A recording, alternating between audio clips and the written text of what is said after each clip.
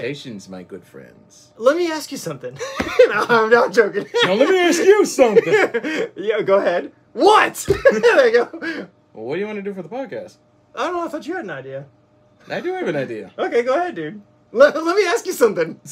What's your idea for the podcast? Well, apparently it's regarding a movie that we just finished watching. Okay. More like I just finished watching. Okay. Well, dude, let's get into it. Giggity. Yep. That's funny. Yeah, I know, right? Let me ask you something. Yeah, it's like, let me ask you something. So, no, let me ask you something. Why are you asking me something? All right. Like, where are we at with the budget? Yeah. If you guys don't know, there's a guy. What's his name, Dante? Ah, shoot. I forgot the comedian's name, but wait a minute. I can look him up. He was a pretty funny Hold guy. up. We can look him up real quick. Before we start the podcast, let's look him up. Yeah. It's called... Shit, I always forget the name of it. You can always type it up real quick. Yeah. It's called... I know it's called... Wrong number. Wrong number. Wrong. Whoops. Wrong number. I thought it was double. Wrong number. Yeah, there it is. Oh yeah, Jay Larson. Jay Larson. So if if you guys are wondering what that's from, Jay Larson is a comedian. He's a stand-up comedian. He does a thing about someone. He does it's a stand-up comedy on YouTube. It's a show that he did where someone calls him and he doesn't know the number and he answers it and he does this whole bit and he tells this whole story about how he plays along. Hilarious. It's really funny, and so that's what we were doing when I was like, let me ask you something. So yeah, he's like, no, let me ask you something. Yeah, where we at with the budget? So yeah. Anyway, so dude, let's go back to what our. So yeah, guys, if you're just tuning in, you already know who this dude is. His name is A. Goldman. Hello, my name is Aaron. My name is DJ Lewis. Yes, and we are pretty much Nerds of the Decade. Yeah. I think that's what we are. You can say your actual Yeah, we are Nerds of the Decade. Of course. Well, we're also DNA, though. Yeah. So you can say your actual name, Dante, so people know. My name is Aaron Goldman, and Dante J. Lewis. Yes. So, yep. So, yeah. Anyway, that's who we are. So dude, without ado, let's get into this. Yeah, let's pretty much get into let's say ask you something. Ask us something. Yeah.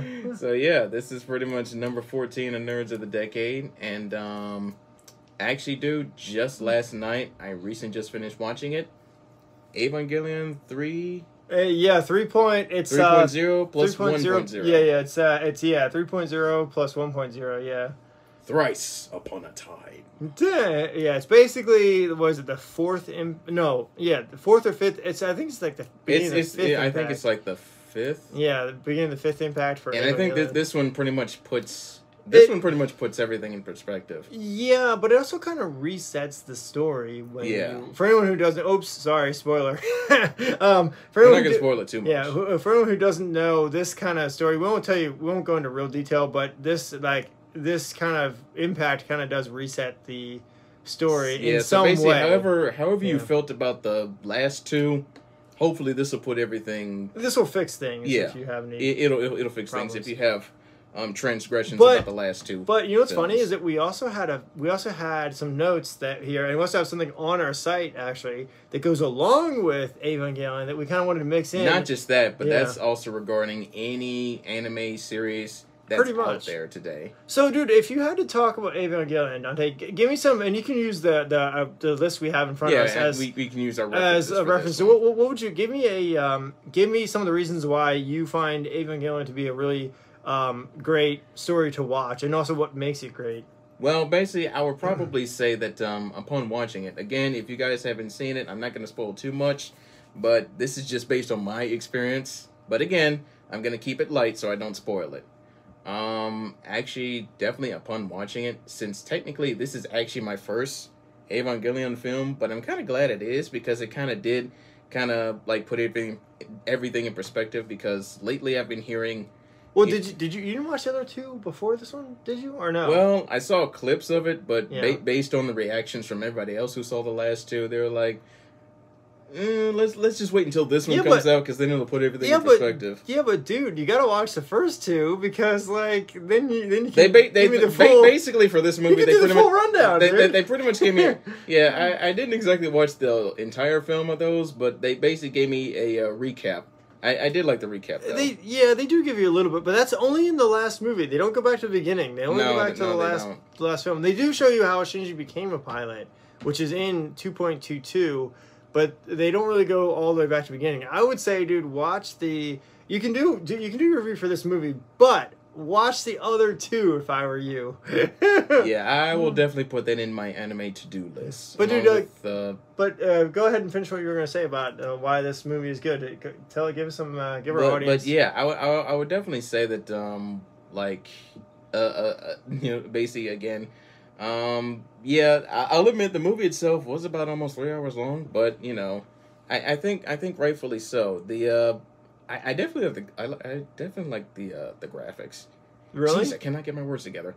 But yeah, I definitely like the atmosphere, the graphics, the sound creation. Cool. If I were to rate it based on the presentation alone.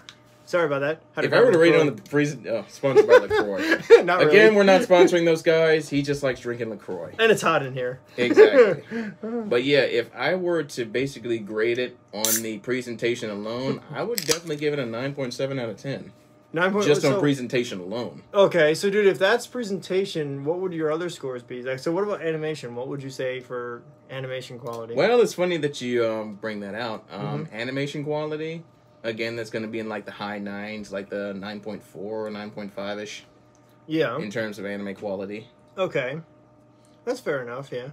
I mean, it's not... Okay, I'll say this. The animation is good. It's not the best we've ever seen. Right. But it is pretty good. It's passable. It's up there. It's not like it's like 7 or 8, but it's up there. Yeah. So, okay, what about story, dude? Tell us, because remember, we do have... your notes to go on with story. Yeah, but speaking of which, in terms of story, not only does this include, or in regards to the new Ava movie I just watched, but this goes into detail for every single anime series out there. True. Basically, guys... If you want to make a good anime, follow these... so, I would say this one definitely applies to anime creators and fanfic writers. If you plan on writing a story of any time... any kind, I would definitely advise you to check out this post. This post I wrote back in October of 2017. It may be 4 years old, but it applies to pretty much everything that's out here today. Yeah, so, you can apply this to almost any story. Technically, even a movie you could apply this to. Movies, stories, television programs.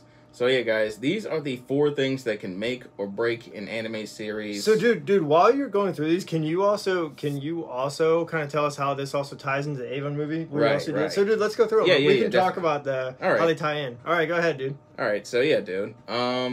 Basically, the first one and like the most important one is balance. Yes, balance. So yeah, basically, balance is pretty much. No, we were not talking about like, can you stand on one leg while spinning on a finger? Exactly. While holding dishes on your plate. We're not trying to tell you should stand on the balance beam while holding some 600-pound gorilla in your hand. Yeah, or like a huge amount of fruit pies in the other. Or like try to stand on the tip of the Empire State Building. Yeah, while, like, that's not the time. Juggling chainsaws. You're not trying to hold your balance while on a half-inch rope. Half-inch rope.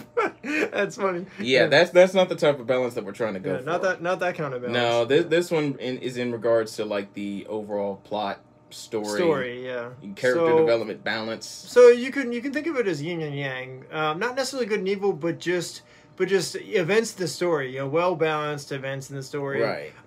Characters that are well thought out. Well fleshed out. Well fleshed out, and good character backgrounds. Yeah. Yeah, balance is pretty much the foundation.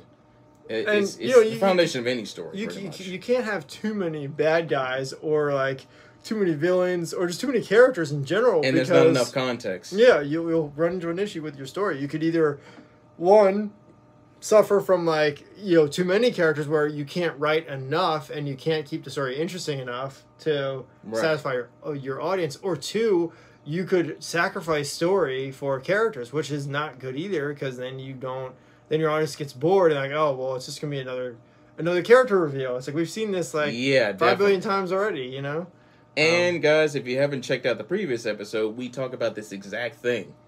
plot driven versus character driven. It's up there in our stories. Definitely check it out when you get the chance. Yeah, so if you guys want to go into more detail on that, go check that post out.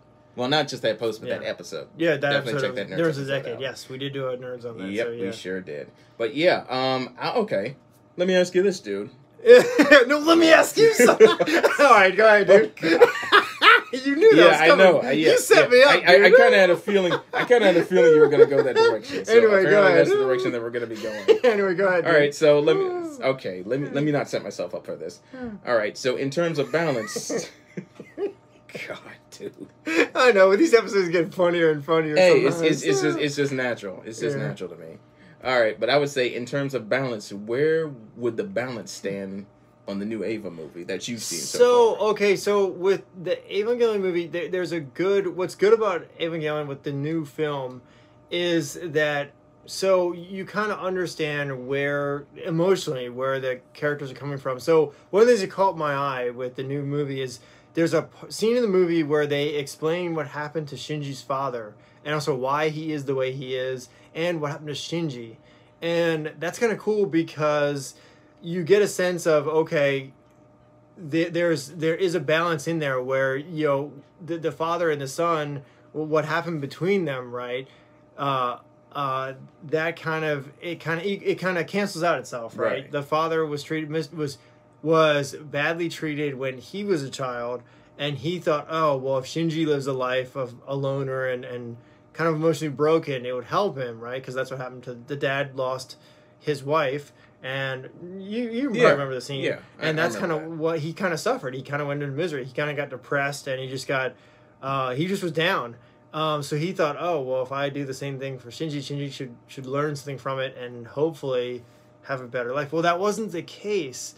The Shinji ended up, you know, being miserable just like his father. And in that moment, I kind of felt like there was a well balance with characters. They kind of were like, even though they didn't come directly out with it, and people thought that that they were kind of all over the roadmap, right, with the story. But in that moment, when you look at, okay, father son and the relationship that they have between each other and how similar they are, there's like a sense of, I guess I don't know if you call it balance, but it's like it's just well planned. There's a good connection between Shinji and his father, and you kind of understand more about both characters, and they kind of flush out more about the characters, which to me is a better. To me, it means that they took the time to actually explain everything that happens, which they haven't done before, and that's part of what gives you better characters and a better story, and it also helps to create some sort of balance in the story, because if you can make a connection between two characters or make a connection to your main story or main plot, right, your viewers understand the film or the anime much better, and then you kind of like, oh, okay, wait a minute, this gives a whole new perspective on the show, and it kind of explains, it fleshes out more, and you will have a better understanding in the end of kind of where they were going and what the creator was thinking, right, Dave? Right. It kind of basically not just puts things into perspective, but you kind of get like the like a sense of direction. Correct. You understand where they were kind of going with the story. Now, that didn't happen actually, you know what? It did happen in one of those scenes. There's a scene with, what's her name? I can't think of the character's name. The chick in pink. What's her name? I can't think of her name. Is she the one that wore like the white pink, the one with the glasses? Yes, yeah. I can't think of her name. Dang it. What's her name? But there's a scene the scene with her, which I thought was really good. But the scene with her and Shinji, that was kind of interesting. They kind of flushed out more between, more of kind of the direction of where they were heading with the film. I can't remember. I'm trying to think of which part it was, because there's a couple different parts. Oh, I know. It's the part where Asuka says that she might not see Shinji ever again. Remember that scene? Yeah. Where they're leaving, and they're like, we might not see you ever again. That was kind of an interesting scene, because it kind of gave you an idea where they're going with the story and kind of what was about to happen. It's like something tragic was about to happen, and then also it kind of shows you how broken the emotional state, how broken a lot of the characters were. Even though Asuka is still really, really mean, like she really hasn't changed that much. I hate to say it, but she's pretty bitchy. It still gives you a kind of an idea of where the writer was going, and it grounded you a little bit. Let's put it that way. It definitely did. Which is a good thing with with Evangelion, because they've never really done anything like that. They've always done scenes where the characters are frustrated or just angry or just like they just hate each other, straight up hate each other. And you're not even sure why. Yeah, and you're not even sure why or what's don't going even know on the between motive. them. Yeah, but in this movie, I feel like they did flesh out a lot more about each character. Like they did do a piece on Asuka and what's going on with her. They had a small thing about Rey. Actually, they had a little piece on Rey, and then they also talk about Shinji. And I feel like you also get a really good, and this is interesting, dude, because you might like this. They do a really good piece on Shinji where you see what he's going through in the new movie, because he's just sitting, he just wants to be alone. He's like, you people hate me. He's like, why should I help you? Why should I bother to, even talk to you people, right? And that's kind of interesting because that really gives you peace of mind. And it really helps you get to know the character, but it also puts more into the story. When you bring in that emotional piece, that plays a big part in the balance and also how the story is going to play out and kind of what what direction you're going to go in, right? And that's in this story that played a huge piece, is that emotional piece. That's kind of what you could say it kind of drives the story, but you could also say that in a way it also builds your characters, because you kind of understand your characters more if you can flush out more of their emotional state and the way they're feeling or what they're going through.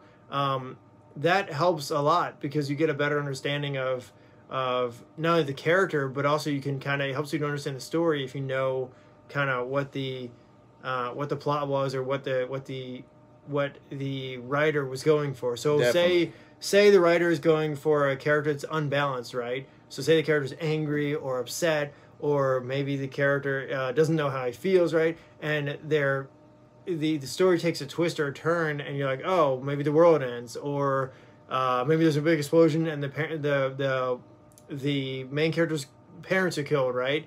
That emotional state could drive the rest of the story. So same thing with like, okay, this is probably a bad example, but Batman, right? Batman, the reason Bruce Wayne became Batman was because he saw his parents get killed, right? Yep. So and that emotional piece drove him to turn to become Batman, right? Yep. So same idea with Evangelion and other stories, not necessarily exactly the same, because no one people did die in Evangelion, but it's not the same situation. But the point is that Shinji and his father's emotional state drove the story forward, and not in the direction everybody thought it would, right? Right. But that emotional piece played a big role in driving the story forward and getting to know, fleshing out more information about each character, right, dude? That's true. That's definitely true. So yeah, basically, when it comes to balance, you always got to make sure that you don't necessarily favor like one aspect of the story over another. It's kind of if you're able to put both a good balance in the story and a good balance in the characters, as long as you have both like kind of played out and fleshed out, it definitely makes for a really good story. Well, and also throwing in that emotional piece can kind of drive it home. Well, so what's interesting though, and I give the writer and creator of Evangelion a lot of credit for this, is that it's not easy to write a story with characters that are emotionally unstable. It's very hard to kind of... Especially when they have emotional trauma. Yes, it's hard to kind of gain a direction or to aim the story in a specific direction. There has to be a motive, or there has to be a reason why they're angry. And I feel like when they brought Shinji's father into the mix in this movie, and they kind of showed you what he went through and also what happened to him in the end, you kind of gain a direction of, okay, this is where the writer was going with it. This was maybe not the first intention that he had, but it was kind of like the end result of where the creator wanted to go, which gave you, then you would everything kind of fell together. The pieces kind of fall together. Right. Like, okay, now I see the huge picture. Now I understand the character's emotional trauma and kind of what happened to everything else. So that really played a big piece in kind of piecing the story together. If you think about it, right, the Evangelion movies are kind of like pieces of a puzzle, right? Right. They don't necessarily, at first, when you look at them, right, when you first lay them out, you're like, oh, I can't see the picture. You're like, and then when you start putting them together, you slowly see the big picture. Yeah. Evangelion is kind of like that. You watch first movie and the first couple of things, you're like, where is this going? You're like, I'm lost. What's happening here? The characters are so broken, and they don't really seem like they have a direction. They're emotionally unstable. They're just broken, right? Right. But then as you keep watching through it, eventually when you hit the final movie or this movie, the pieces start to fall together and you start to understand where they were going. Unfortunately, Shinji's father, what happens to him is horrible. I'm not going to say what happens, again, we're not going to... Yeah, we're not going to put spoilers.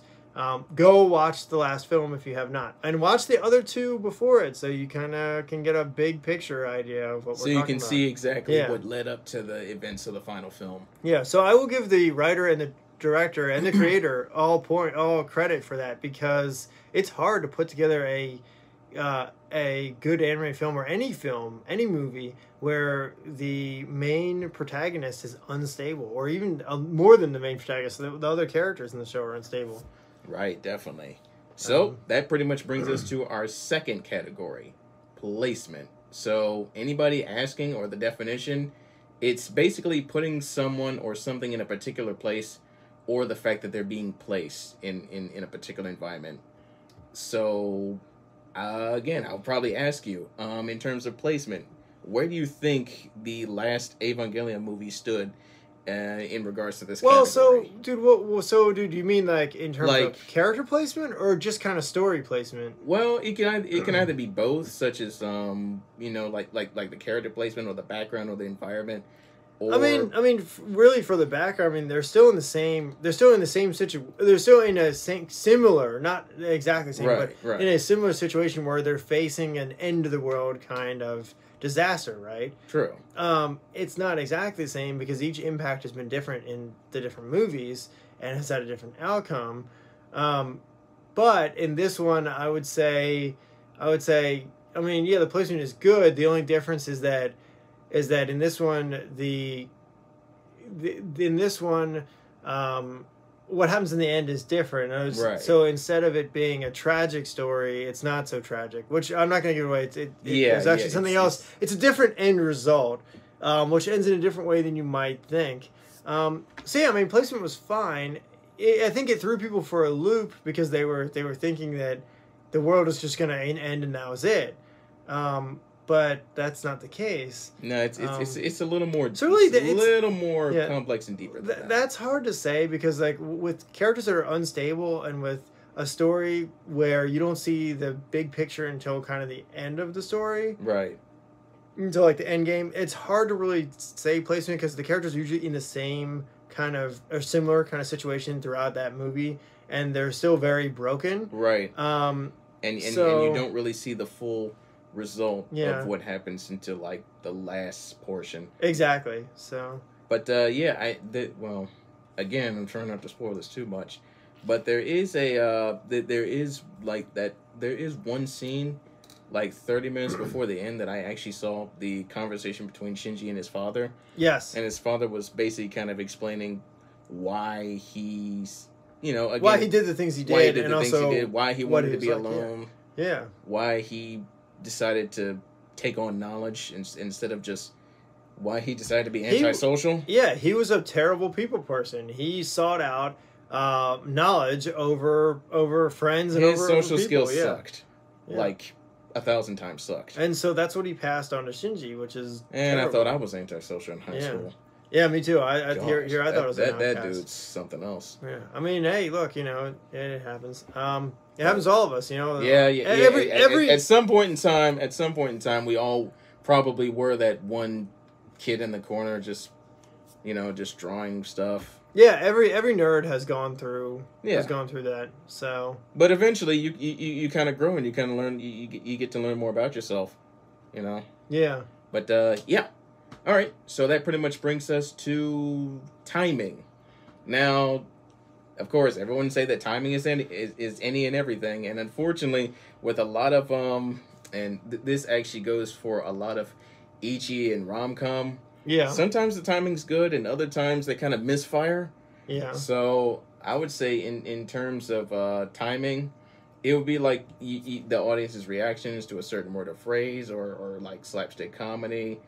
Sometimes if you're not basically when it comes to anime comedies in general, Evangelion, I wouldn't necessarily say it has a whole lot of comedy, because again, it's kind of like this end of the world apocalyptic last stand kind of story. True, and then if there is comedy, some of it is kind of sad in the way that it's kind of dark. Yeah, it's dark, and it's also kind of like a dark comedy. Yeah, it's also a little sad in some cases because of how dark, and also Also, because everybody is so emotionally broken, when they try to make a joke, you're like, wow, that's either really dark. They're basically kind of paranoid because they know that the world's about to end. Yeah, you're like, that's really dark, or it's just really sad. Yeah, so it's hard to find comedy in paranoia. Yeah. Sometimes, but yeah. I mean, I'd say that the for timing, okay, I would more say that the way they plan out, right? The sad moments, right? When you see Shinji sitting on that, remember the scene where he's sitting where the old building used to be in the movie? Yeah, he basically sat there for like the first 45 minutes of the movie. Yeah, that in terms of timing, that was great timing for that scene.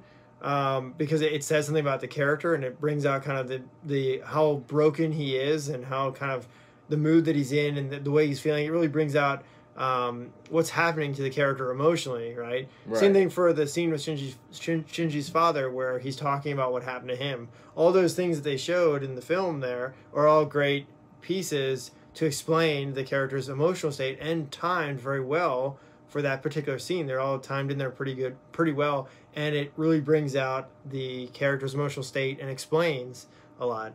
So I don't know if you could say, I mean, that's good timing for just planning out. It's good film. It's good timing for certain scenes, and for kind of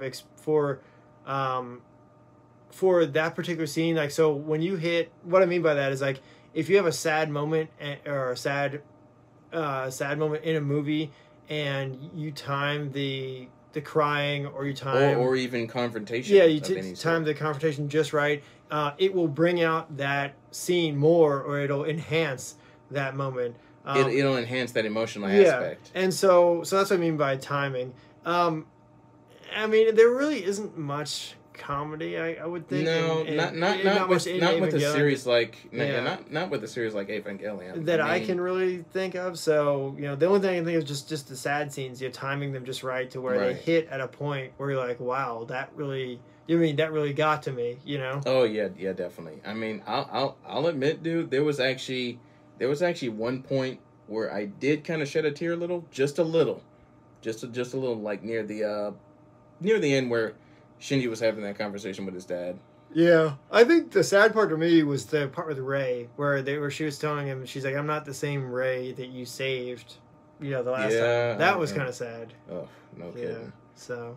But timing is definitely important. So again, if you're an anime creator, anime writer, or even a fan fiction writer, regardless of what genre that you're going to, whether it's mecha, horror, or comedy, you just got to make sure you got good timing. Well, see, that's the thing that really gets me mad sometimes, because a lot of the animators, especially now, it's pretty common right now with what's going on with the Ichi harem genre, is that they don't. It's just scatterbrained. It's just random. It's like tossing spaghetti in a wall. Like, there's no rhyme or reason. They just throw crap at you, and you're like, oh, you're supposed to laugh at this random joke that was just tossed in there without warning. They just throw. It's just like rapid. It's like it's almost like watching Family Guy. If you don't, there's like random cutaways, like punch saying poof, and they just like randomly throw them at you, and you're like, really? Like, what am I watching? Like, is this a boxing match? Is this anime? You know? It's like. Well, actually, Family Guy's pretty okay with timing. Family Guy's pretty good with timing. I don't know about that, dude. Some people have said it depends. Well, because if you look at the first seasons of Family Guy, the first couple seasons are really well done, right? Yeah. After that, the jokes get it goes downhill. Yeah. So you might need to go back to the drawing board on that one. Yeah, exactly. That's what I'm saying. So Family Guy has its issues too, but with anime, I feel like, especially with the comedy genre, they just rapid fire throw stuff at you, and there's no kind of story or no kind of background. It's just rapid fire, either dirty jokes, nudity, random violent scenes for no reason, or reoccurring ones. Yeah, or just reoccurring jokes that, like, you're like, well, why? This doesn't make any sense, and there's no reason for randomly occurring very violent sometimes scenes where you're like, what the hell? No, I mean, that's a whole nother thing. Yeah, that's a whole other can of worms. Timing. So, you definitely got to make sure. You timing does play a key point in a lot of genres, no matter what you're doing, whether it is comedy or action or whatever. Right. You know? So that pretty much brings me to this is the biggest one. involvement. Ooh. So this one, I'm gonna actually read this one out loud Okay. because I'm actually a little proud of this one. All right, so involvement, the emotional aspect of character development in anime. Although this is the last category of the 4 in total, this one is the icing of the cake. So, does the main character or supporting character have a love interest? How is the main villain connected to the main character's past? Questions like this will come up when it comes to this category, because this is a key element in the overall progression of the story's plot, or even how the story progresses.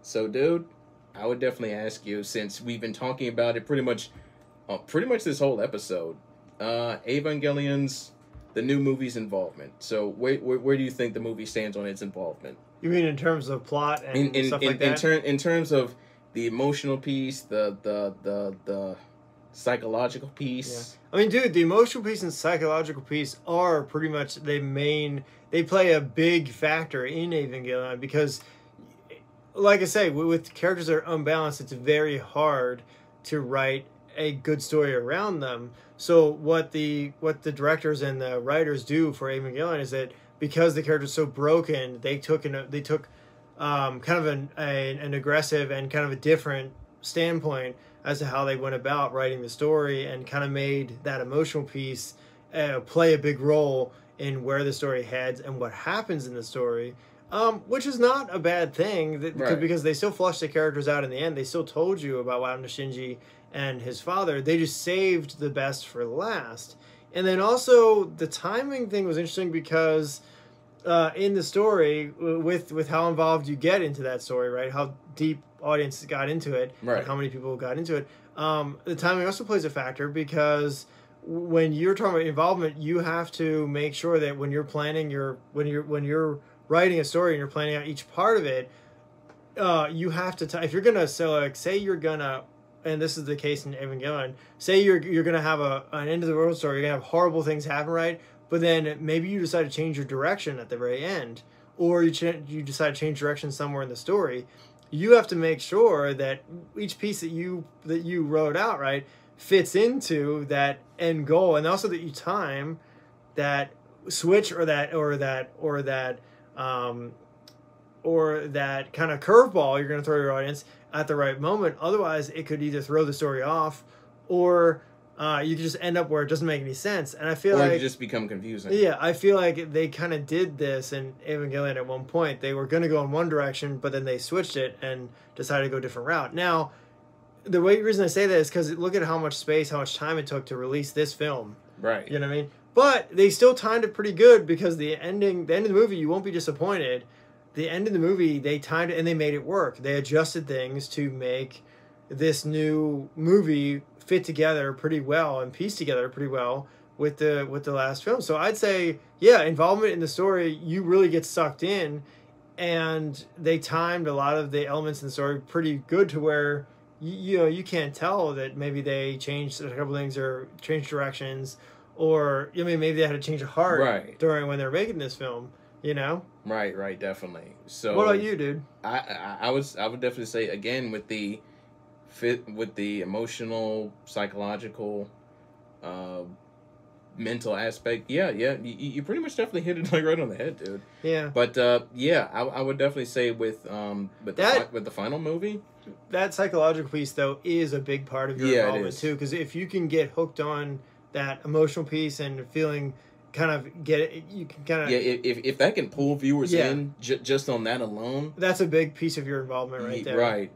This is exactly why involvement is like one of the most critical things that you've got to have in the 4 categories that that we talked about. Well, see, that's what kind of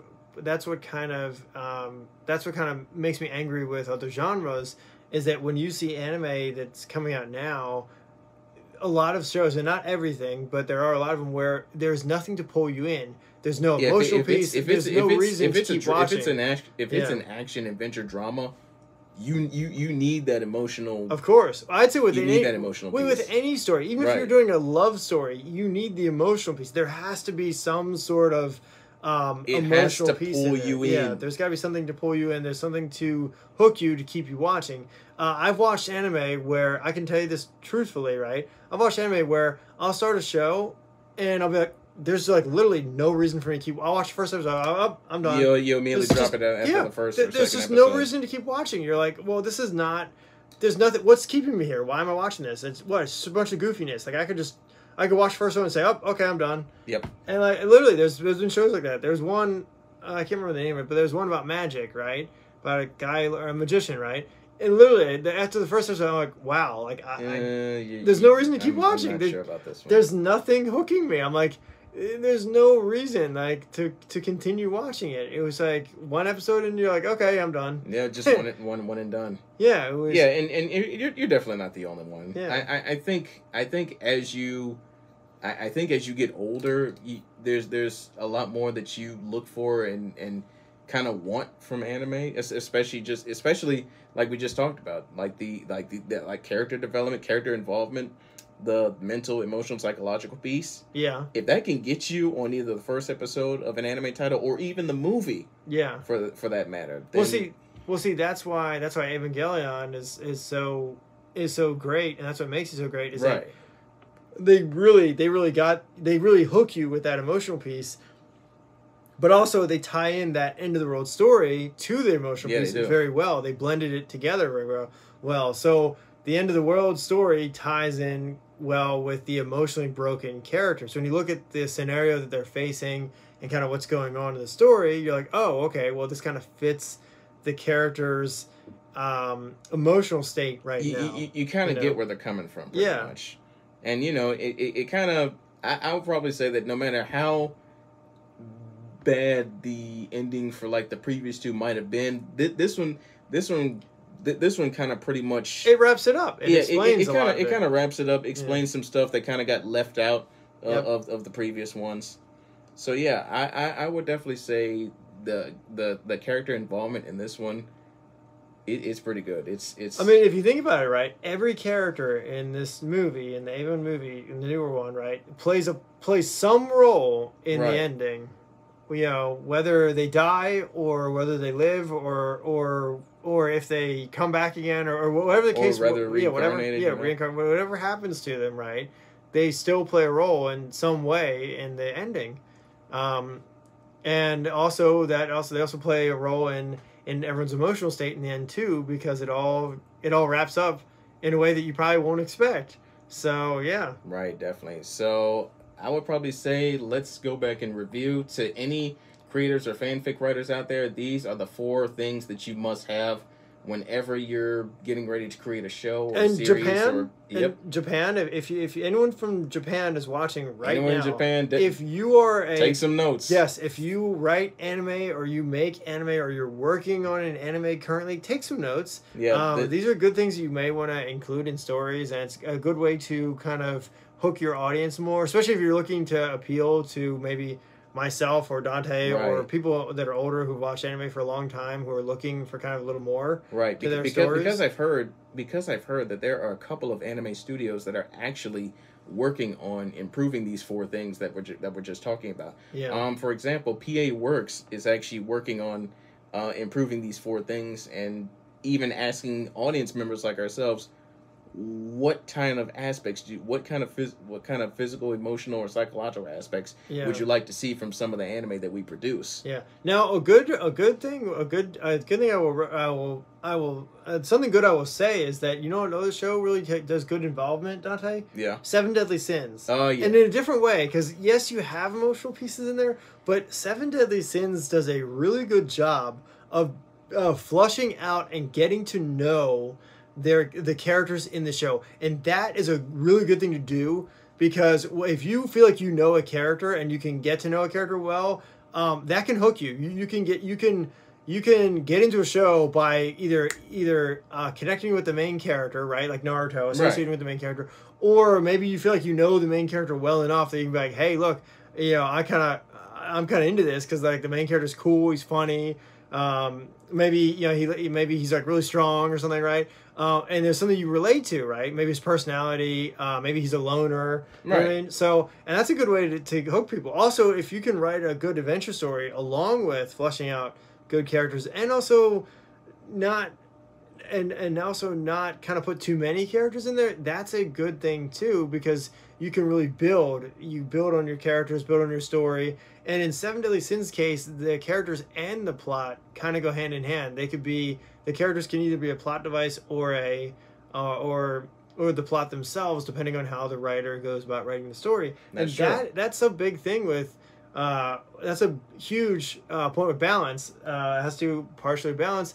Because if you have well-balanced characters that are written well and they can kind of be more than just a character or more than just a plot point or more than just a piece of the story, if they play a bigger role in whatever you're creating, whether it's anime or whether it's a book or whatever, right? Then you can really create a better story as a whole when you have the details, the story, the plot, a really well flushed out and written character. Like that makes a really good end story, don't you think, dude? Yeah, I think it does too. Definitely. So definitely, guys, let's review again. Balance, definitely something that you got to have. Yep. Placement, you got to make sure you have the right placement in the story. Yep. Timing is everything. Remember that. Symmetry is key. Everything must be aesthetically pleasing.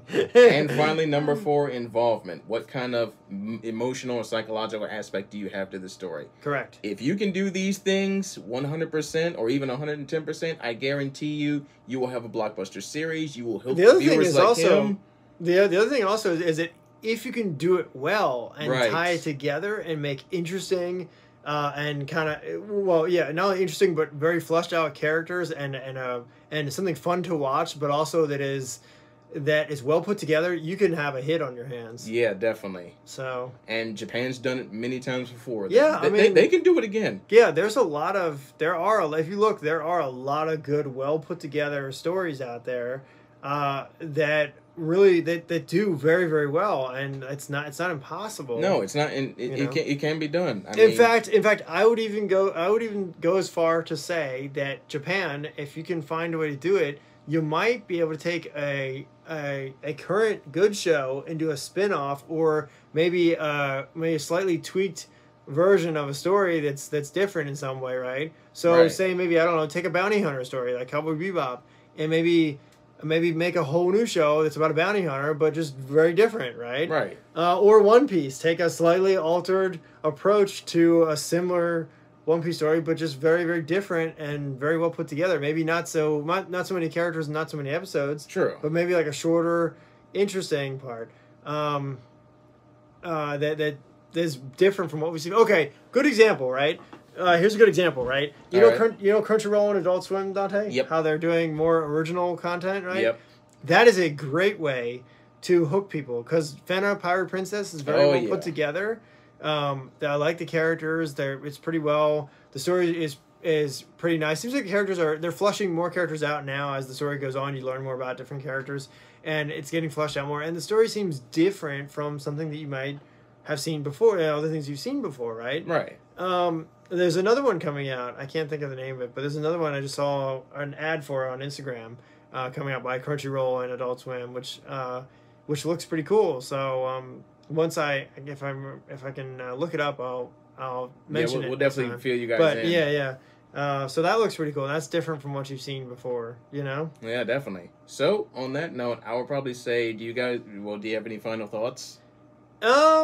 Well, wait, did you go through all of them? Yeah. Involvement. Yeah. Again, balance, placement, timing, and involvement. Yes. So yeah, those are the 4 things that can make or break your story, a series. Yeah. The only thing I would say, the only final thing I would say is fan service. Okay, be careful when using fan service. Be very careful, because let's put it this way, it's a controversial thing. Because it's some of the definitely fan base, controversial if you don't get the timing of it right. Yeah, some of the fan base loves it. Other people think that you should use a little less of it in some stories and kind of moderate it.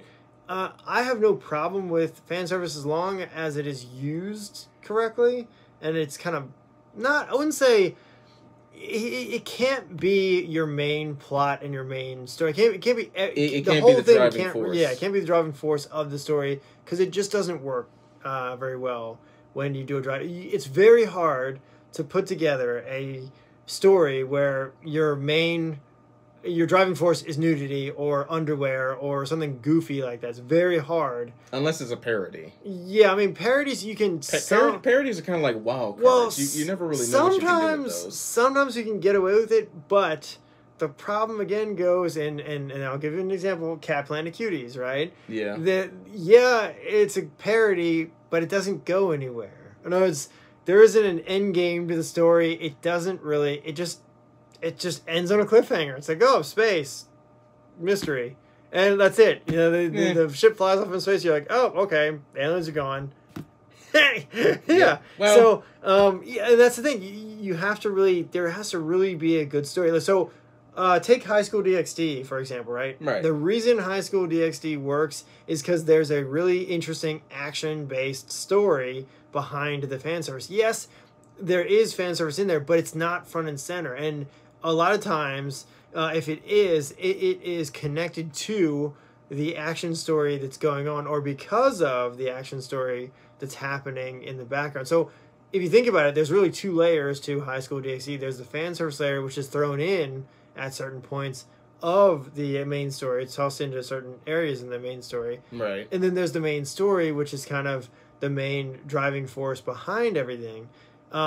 Same thing with High School of the Dead, right? There's an action kind of survival story as the baseline, but then there are other elements that are driving the story forward and that cause fan service events to happen. So really, if you ask me, what I would say is, if you're gonna do fan service, do it as like a kind of like an added in spice kind of thing. You know how you make a soup or something, right? You add spice. I would say only throw it in as like an added element to make sure you have a good baseline main story. Just make sure you get the timing of it. Yeah, and then kind of time it correctly and throw it in. The violence, I'd say tone it down on the violence, because that can also kind of play a part. Yeah, just a little bit. Yeah, that can play a part in kind of, I wouldn't say ruining a story, but it can make or break a story if it's really, really violent, or if you have too many violent characters, or just too much like stuff happening. Like, one of the things that I rag on a lot about is that when you watch certain shows, right, and you can always tell when this happens, and the artist or the writer is coming up with situations for their main character to go through. The one thing that gets me is that a lot of times the writers will put in like, okay, so you have a dude, right, who maybe he's a failure at school, or he gets in a fight, right, at school. Someone bullies him, right. He defeats the bully, right, but then he moves into a house where he's got a bunch of girls and he doesn't know how to talk, right. And then on top of that, he's got his sister who thinks he's a pervert, and she hates him, and she doesn't get along with him, and she thinks he's stupid or whatever, right. And they just kind of keep piling stuff on. And you're like, no, that's not what makes that's not really what makes it good, and that's not really what develops your character. Yes, it is good to have an element. It's good to have your character go through struggles, right? Right. But don't keep throwing more and more, thinking that, oh, okay, I'm building up the character. No, you're not.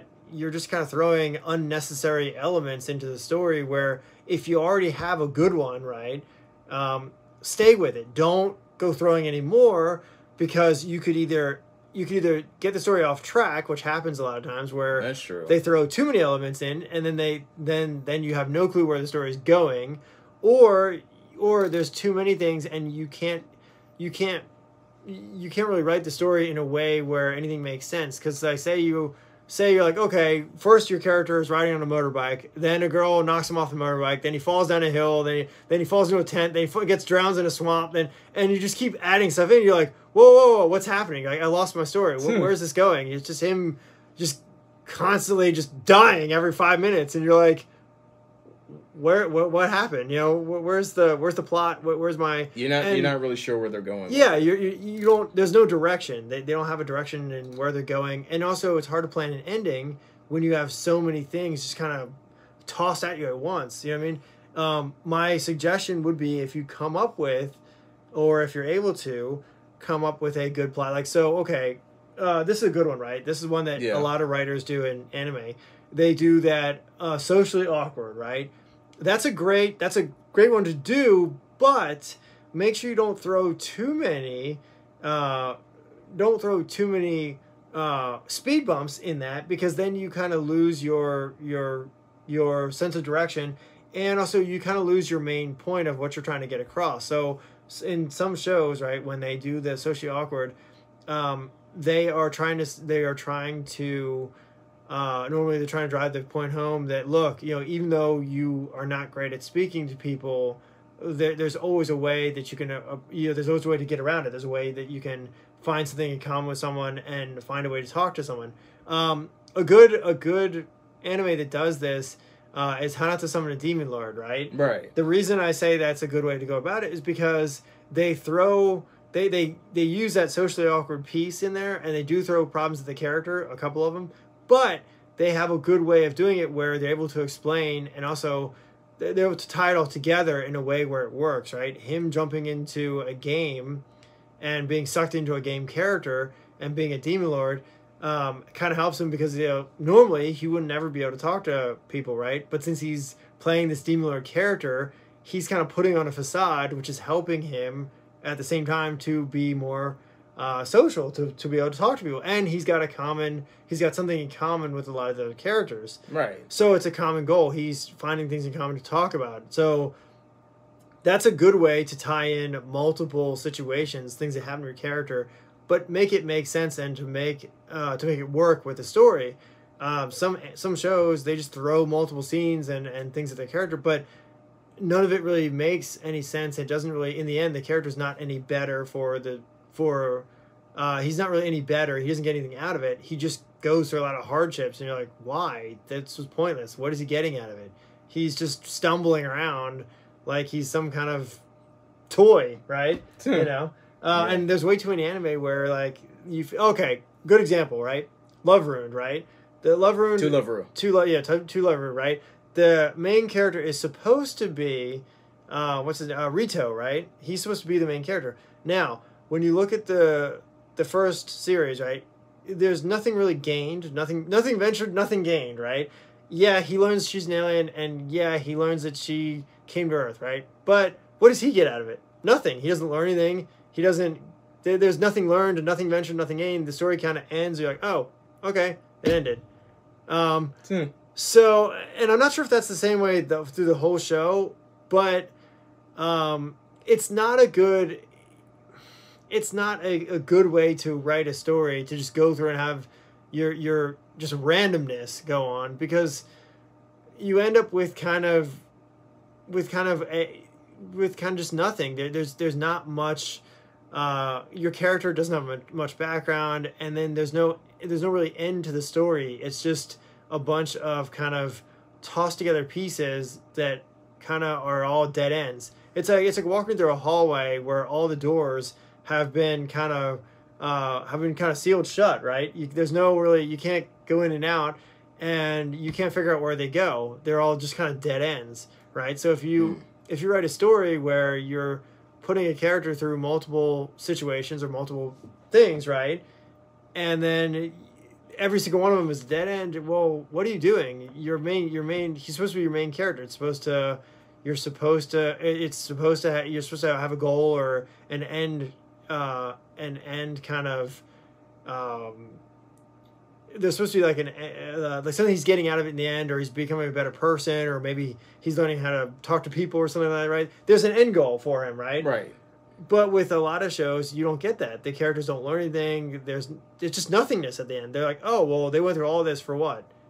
And you're like, what happened? Yeah, like, kind of like no lessons learned. Yeah, it's like they just went through hell for the sake of going through hell. You know what I mean?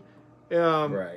That's kind of how I feel with Data Live. The only difference is that Data Live does have, at least the first couple seasons do, they did have an actual mission. They did have a reason for why they were doing what they were doing, right? They were trying to save the spirits, which was a pretty logical reason. Now, as the seasons go on, it feels like they lost track of their end game and their end goal.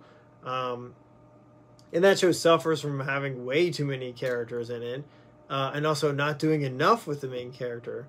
So yeah, I mean, it all comes down to really having a really good flushed out, really well put together main character to drive the story forward, and also to kind of hook people in to get people watching. If you don't have really a good story that has a good, well put together main character and a reason for him going through everything, or an emotional piece, right? Right. Then the story's not going to do very well. It's just not going to be good. It's going to end up being a misfire. Yeah, and it might go nowhere, which is what happens with some stories where it's like just a cliffhanger. Right. You're like, yeah, I'm walking along, everything's rosy. All of a sudden, whoop, you fall off a cliff.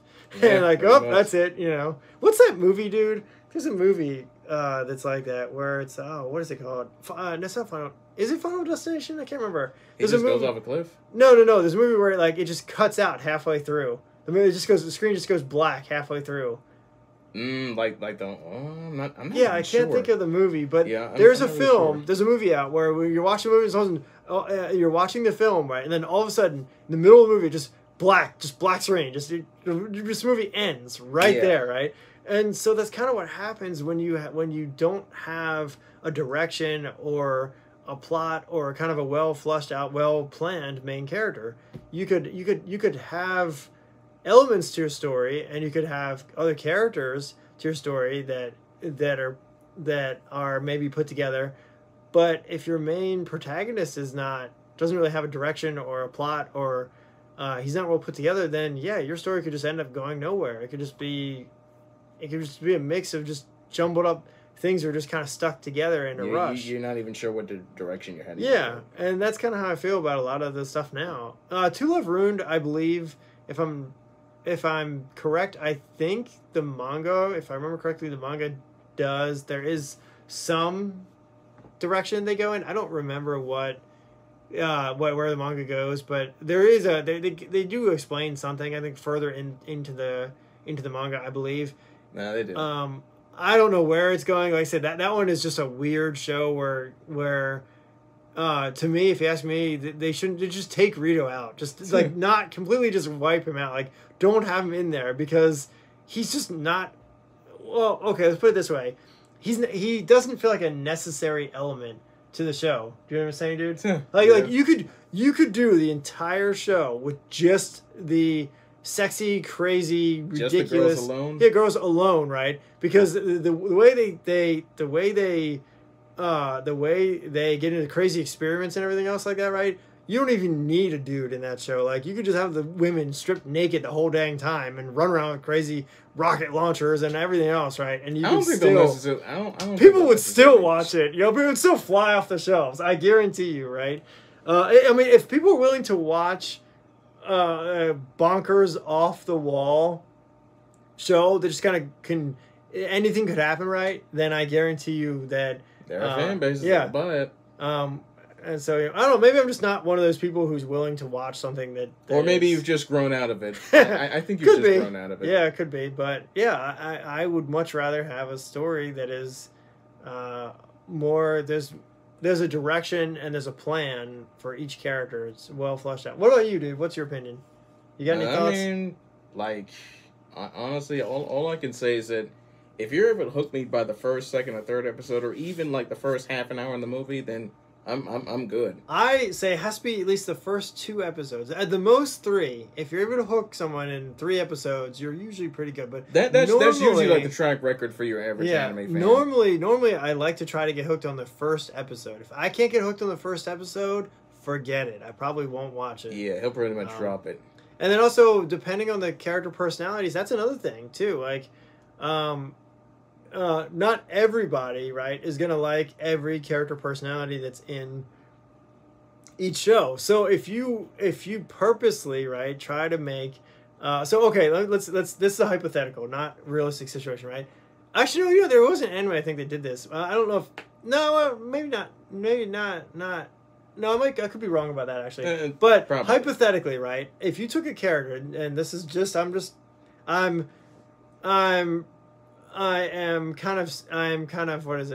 creating the situation, right? It's not an actual thing that happened, and I don't think it's ever actually happened in a show, but I could be wrong. There might be one, but hypothetically, okay, and this is pretend. I'm not saying this is actually real. But if you took a character like Asuka, right, and you tried to take her personality and her character, and you tried to make her, you tried to put her as like the face and like the kind of the main kind of likable, kind of socially accepted, kind of awesome, fantastic thing. Like if you tried to juice her up to make her personality seem like she's the best in the universe, right? Not that you would, because she's a bitch, but the point is, like, if you try to put her front and center and say, this is like the most coolest chick ever, she's like the coolest person you ever meet, you're gonna love her, and like she got a fan base, right? Yeah. If you try to do that, right, and you try to sell that kind of personality, it might work with people who like that character, but it's not always gonna work. Not everybody's gonna like everyone is gonna be into that kind of thing. Like, yes, I'll admit there are some dudes in there who like a chick who can kick their ass, yes, and are into that. There's a word for that. There's a sundry. Yes, no, but I wasn't thinking of that. There's another word. It's not masochist. What is it? There's another term for that. People who like to be beat up or like to feel pain. There's a word for. I can't. That's masochist. Yes, masochist. Yeah. So there are people like that who love pain, right? Actually, I think there's an anime like that where like the whole plot was these like two school kids who just like to get beat up because they just like. Oh, it was really weird. I don't recommend it. Yeah, it was really weird. And like, I would probably say that. Oh wow, we're coming over an hour and 2. That's so fine. Yeah, but definitely, guys. Again, one more time, and this is the last time we're gonna do this. Balance, placement, timing, and involvement. Make sure you got those 4. You got a good show. So yeah, guys, this is pretty much going to wrap up our extended. This one was a little extended episode. A little longer than usual. Sorry, guys. Yeah, you usually do like 35 minutes. That's usually our time. But yeah, this one was an extended episode because there's a lot to talk about. We got a little wrapped up in this one. It's cool though, because we always do what we do. But again, guys, definitely before you watch the final AFA movie, definitely check out the first 4. Yeah, go watch. Check out the first 4. Yeah, go watch the first couple. 1.11, 2.22, and 3.33, 3.33, and then 3.0 plus 1.0. Yeah, definitely make sure you watch all of those. So yeah, guys. Feel free to leave a comment. Tell us what you guys think. Did you guys like it? Did you hate it? What's your opinion on the story? Yeah, definitely let us know. Yep, definitely let us know on everything. So yeah, until next time, guys. Be nice to each other. Yes. Peace. And stay nerdy.